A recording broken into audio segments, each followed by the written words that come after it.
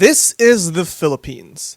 Picturesque beaches, pretty islands, and sunshine all year round.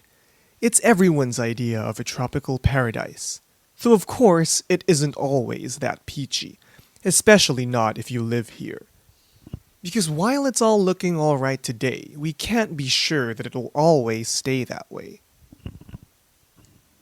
In the last 100 years, change has happened faster than any other time. We have the capacity to affect the environment in more ways than ever before, and in more ways than one. Yes, this is a video about the ocean, which means you're probably expecting to hear something about plastic. That's a problem, but it's far from the only one. Environmental crises aren't caused by trash alone, it's about people. We do play a bigger role than we think.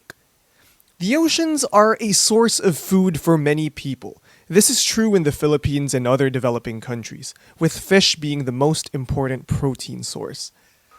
But it's more than the usual problems you hear in media. We're hit by politics, economics, and just about everything you can think of. Because everything is connected. Even if everything in the environment is fine, getting enough food from the ocean can be a challenge. International politics and poorly enforced maritime boundaries affect fishing activities, especially for small-scale operations. Your mom-and-pop fisher folk. Big commercial and military vessels have harassed and extorted Filipino fishing boats before, and they can't really do much against those huge hunks of metal. We also know about unsustainable practices.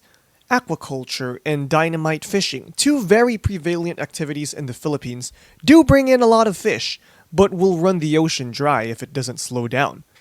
The natural instinct is to call for these practices to be banned, but that doesn't completely work. Although aquaculture isn't good for the environment, with waste buildup from the crab fish damaging the ecosystem, it's still the leading source of fish produced in the country, over 50% in fact. And these less sustainable methods tend to produce cheaper goods, which are all most citizens can afford. The same goes for some illegal fishing methods, like dynamite fishing, which desperate fisherfolk end up resorting to at times. So what can we actually do here? Being responsible with our trash helps, but it's not the only thing. We need more holistic, systemic change.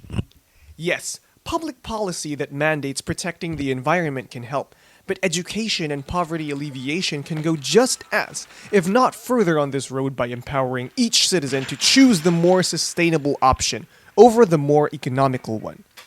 Our biggest challenge will be achieving structural changes required to empower those most at stake. It's difficult to fix the problems caused by a system we're forced to uphold, but it's on land where these problems stem from, and it's only on land where they can be solved, because everything is connected. And the only way to fix anything is to start looking at everything.